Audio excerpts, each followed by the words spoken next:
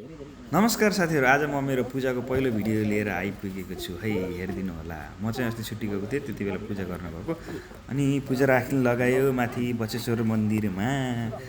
त्यसपछि म र मेरो ठुलो बाबा मिलेर पूजा लगाएको। पूजा लगाएपछि त्यहाँ चाहिँ दुईजना बाहुन राखेर पूजा गर्नुपर्ने हुन्छ र आफूले गरेको मनोकाङ्क्षाहरू पुरा हुने पनि यहाँ चाहिँ आत्मविश्वास छ। पूजा गर्दै गयो, गर्दै जाँदा हल्का रमाइलो पनि भयो। रमाइलो गऱ्यो। अब रोटीहरू बनाउनुपर्छ, सारा गाउँलेलाई निम्तो गर्नुपर्छ। रोटी सेलरोटीहरू बनाइयो। अब गाउँको दिदीहरूले आमाहरूले बनाउनु भयो। बनाउँदै गर्दा कुकुर पनि आएको थियो। यसो हेर्दै गएको मेरो आमाले, मेरो कान्छी मम्मीले चाहिँ यति राम्रो रोटी बनाउनु भएको रहेछ। गयो यसो हेरेँ, अब खान त मिलेन। फेरि यसो यता हेर्दै थिएँ, फेरि मेरो भाइ र बहिनीले के काट्दै गफ गरिरहेको रहेछ। यो चाहिँ फलफुल काटेर मेरो प्रसादको लागि काटिरहेको अनि फेरि उता हेरेँ, उता फेरि बहिनीहरूले रोटी हालेर बहिनी र भाउजूले।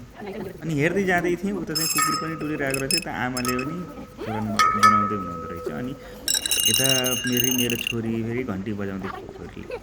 अनि यसो हेरेको, यता भाउजूले फेरि बाती काट्दै हुनुहुँदो। बाती चाहिँ हामी आफूले बनाउँछौँ। फेरि हेर्दै गएको, यता रोटी बनाउँदै हुनुहुँदो रहेछ। रोटी हेरेको, ओहो खाना मिलेन। अन्त भयो नि, पूजा नसकिनेसम्म खाना मिल्दैन। त्यो दिदीले पनि बनाउनु भयो, तर फेरि यो रोटी मोटो भयो भन्ने कुरो भयो। मान्छे अनुसारको रोटी भयो, सानो रोटी भयो। बनाउँदै गरे। यसो हेरेको, उता फेरि भाउजू आमाले आएको। ओहो ल हेर, यता पनि छ रोटी भन्नु। यसो हेर्दै गएको, फेरि यता हाम्रो तुलसी मामाले फेरि ध्वजा बनाउँदै हुनुहुँदो रहेछ। यता रेखिहाल्दै हुनुहुँदो रहेछ पण्डित बाले। रेखिहाल्दै हुनुहुँदो रहेछ। अब म त फेरि अब आफै कर्ता परेँ। कर्ता त फेरि देखिनँ। यता ठुलो बा पनि, म र मेरो ठुलो बा मिलेर लगाएको हुन्छ। अनि अब भिडियो चाहिँ छिटो भयो, किनभने अब छिटोमा बनाइदियो। अब यसरी गर्नुपर्छ, रेखिहालेर पूजा गर्नुपर्छ त्यहाँ। अनि तलको छ हाम्रो बचेश्वर परिसरमा रहेको मन्दिरहरू। तल मौसम चाहिँ खासै राम्रो थिएन। त आमा पनि आउनुभयो। त्यसपछि एकछिन बसेपछि बस्दै जाँदा उता रोटी हाल्ने कार्यक्रम थियो। म यता गफ गरिरहेको थिएँ। यस्तो फेरि मोटो रोटी हाल्नु, फेरि हाँस्यो। फेरि सबैजना मोटो रोटी, यस्तो नि रोटी हुन्छ भन्दै, मान्छे जत्रो छ रोटी त्यत्रै भन्दै फेरि हाँस्यो। हाँस्दा फेरि यता फेरि फेरि अर्को बनाउँ न त। हेरेको फेरि त्यो रोटी त त्यस्तै छ। यो रोटी मोटो भयो। ठिकै छ, अब अर्को राम्रो हुँदै जाला।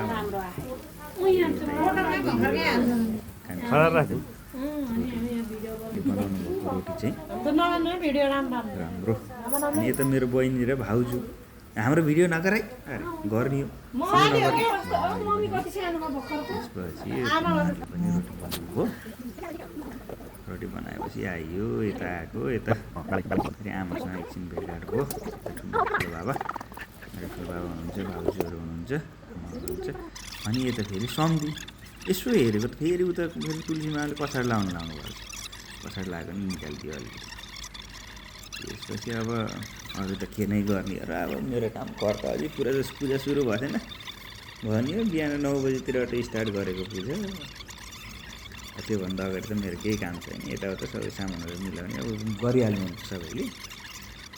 म चाहिँ त्यसै घुम्ने यसो भिडियो बनाउने गरेँ। फेरि भिडियो त बनाउनु जान्दिनँ। फेरि त्यस्तो भिडियो त पहिलोचोटि यस्तो भिडियो बनाएको मैले। र मेरो बोलीको आफ्नै भोइस राखेर भिडियो पनि फर्स्ट टाइम हो यो। कस्तो भन्छ अब बाख्रा कराए जस्तो त सुन्यो होला के कसो हो। अब यहाँ चाहिँ पूजा निकै गर्दै हुनुहुन्थ्यो। पूजा गर्दा तुलसी मामाले पछाडि लगाएको भिडियो बनाइसकेपछि फेरि अब यता अब त्यहाँ त्रिपन्ताम भन्ने, हरिओम नमः शिवाय नारायण भन्ने कुराहरू भयो। अब यसो अलिअलि दान दक्षिणा कुराकानी यसो अब राखियो टपरीमा। यसो यहाँ यो राख्ने भन्ने अब म चाहिँ नदेखिएछु फेरि है। यो चाहिँ त्यहाँ मैले स्ट्यान्डमा राखेर खिचेको थिएँ, नदेखिएछु। ठुलो भएर म नदेखेर उता त्रिपन्ताम भन्ने अब हाम्रो पण्डित भएर हाम्रो तुलसी मामा देख्नुभयो रहेछ। अब देखिँदै अब त्यहाँ फेरि टिका लगाइदिनु भयो। हामीलाई पनि टिका लगाइदिनु भयो। अब टिका लगाएर फेरि दक्षिणा पनि दिनु पऱ्यो। बसेर दिँदा यता फेरि अब यसो भयो पूजाको चाहिँ यसरी पूजा गरियो। उता दुईजना पण्डितबाहरू माथि यताउता हुन्छ हाम्रो माथि बचेश्वरमा। अब आफूले चाहेको इच्छाहरू पुरा हुने हुन्छ। अनि यसो यता घुम्दै गएको रोटी त यत्रो बनाइसक्नु पर्छ फेरि रोटी हालेर सक्यो भने सक्यो बाबु यसो उता हेर्दै थिएँ तिनजना मेरो बहिनीहरूले फेरि मेरै कुरा काटेर बसेर रहेछ। ओहो मेरो कुरा काटेर के काटेछ भने दाइ त यस्तो नराम्रो दाइले कस्तो राम्रो भाउले क्यारी पठायो होला यिनीहरूलाई के भनेको दाइको सानो दाइको क्यापेसिटी दाइले गर्न सक्ने दाइको कला हो। अब त्यसको